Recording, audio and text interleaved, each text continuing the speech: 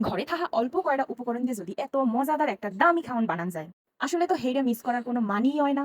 মোর রাতের দ্বারে যে কোনো জিনিস থাকলে মই চট করে ভাবি হেলাই যে এর দিয়ে কি বানামো আর কি খামো। যাই হোক, এই জিনিসটা দেখতেই বুঝতেই পারতে আছেন দেখে যে আজকে আমি কি বানাইছি। আজকে এরকম একটা পিজা বানাইছি। তো যাই হোক, সব কয়টা উপকরণ কিন্তু মই দিনেই মোর রাতের দ্বারে যে আছে মুই হেড দিয়ে বানাইছি। মই এককালে প্রথমেই ময়দা দিয়ে লইছিলাম, তাই মই 2-3 কাপের নাহান ময়দা দিয়ে লমু। কেউ রাতের দ্বারে ময়দা না থাকলে হে কিন্তু আড়া দিয়েও এই জিনিসটা বানাইতে পারে। এরপর যাই হোক, ময়দা দিছি, এরপর দিছি ইস্ট। এই ইস্ট দিছি মই হাফ চা চামচের নাহান, লগে দিছি একটুখানি নুন।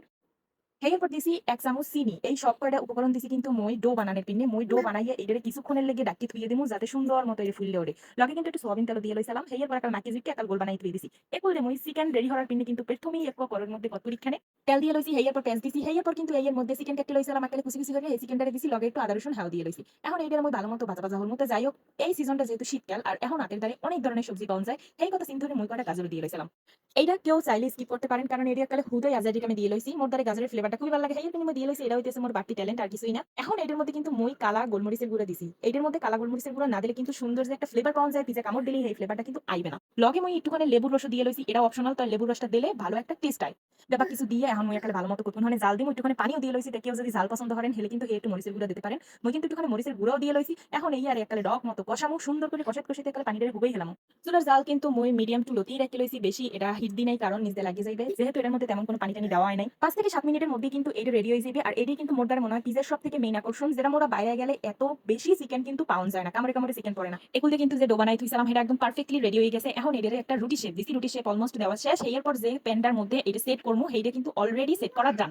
একটা কাঁটা চামচ দিয়ে হারা গায়ে রুটির মধ্যে ফুটো হরিয়ে লইছি, কারণ এই রুটিটা যদি সুন্দর মতো ফুটো ফাটি না হরিয়ে দিই হেলে কিন্তু একালে ইয়ে ফুললে উঠবে। আর সবাই কম বেশি জানেন যে পিজ্জার রুটি ফোলে না, যার কারণে কিন্তু এইটারে ফুটো হরিয়ে দেওয়া। এরপর টমেটো সস দিয়ে লইছি, তার উপরে কিন্তু দিয়ে লইছিলাম হোয়াইট সস। হোয়াইট সসটা সম্পূর্ণ ঘরে তৈরি করছি। দুইটা যখন সুন্দর করে মিক্স করা হয়ে গেছে, এখন এই রুটিতে যে চিকেন রেডি রাখছিলাম সেই চিকেনটা একদম সুন্দর মতো ছড়াই ছিটিয়ে দিয়ে লইছি। চিকেনটা সুন্দর মতো ছড়াই ছিটিয়ে দেওয়ার পরে কিন্তু এখন এর মধ্যে আরো দিমু পিঁয়াজ কুচি, এরপর দিমু ক্যাপসিকাম। কেউ চাইলে ২-৩ পদের ক্যাপসিকাম ব্যবহার করতে পারেন। তেমন রাতের দ্বারা আজগো আসলে গ্রিন কালারের ক্যাপসিকাম, শুধুমাত্র ওই গ্রিন কালারের ক্যাপসিকামটাই কিন্তু মই আজগো দিয়ে লইছিলাম। লগে দিয়েছিলাম টমেটো। এই টমেটো কিউব করে কাটতে লইছি। রেড ক্যাপসিকামটা অনেক বেশি মিস করছি, হেয়ার পিনে মই টমেটো দিয়ে লইছি। একালে নিজের মনের মাধুরী মিশাই কিন্তু মই এইটারে সাজাই লইতে আসলাম। তো যাই হোক, সাজানো এটা জানি শেষ পর্যায়ে কিন্তু এর মধ্যে অরিগানোটা দিতে হইবে, কারণ এইটা হইতেছে পিজার একটা মশলা। এই অরিগানো না দিলে কিন্তু পিজার যে একটা সুন্দর ফ্লেভার সেটা কিন্তু পাওয়া যাবে না।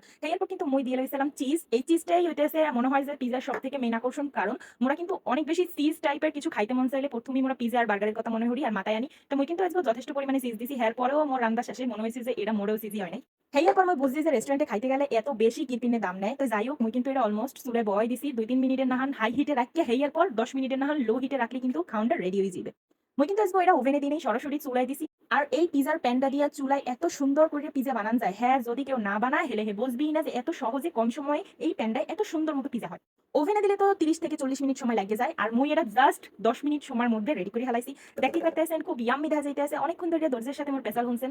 এখন আর মই বেশিক্ষণ পেশাল টেশাল করবো না, মোর খাওনটা অলমোস্ট রেডি হয়ে গেছে। এখন কিন্তু মই এইটারে সার্ভ করবো আর ব্যাপার করে দিমু, আর মই নিজেই ট্রাই করবো। বললাম যদি কেউ দামি দামি খাওয়ান খুব সস্তায় খাইতে চান হেলে কিন্তু এইরকম বাসায় নিজেটা নিজে ট্রাই করা লাগবে। মই কিন্তু এখানে কিছু কিছু জিনিস মিসিং দেখছি। পিজায় একটা কমন জিনিস ব্যবহার করে, সেইটা হইতেছে ব্ল্যাক অলিভ। চাইলে কিন্তু হেরাও আনিয়ে দেওয়া যাইতে। তো আমি আগেই কইছি মোর হাতের দ্বারে যে আসলে আমি হেডেই বানাইছি। হাতের দ্বারে আল্লাহ না মই এটা রেডিও করি নাই, আনিও নাই।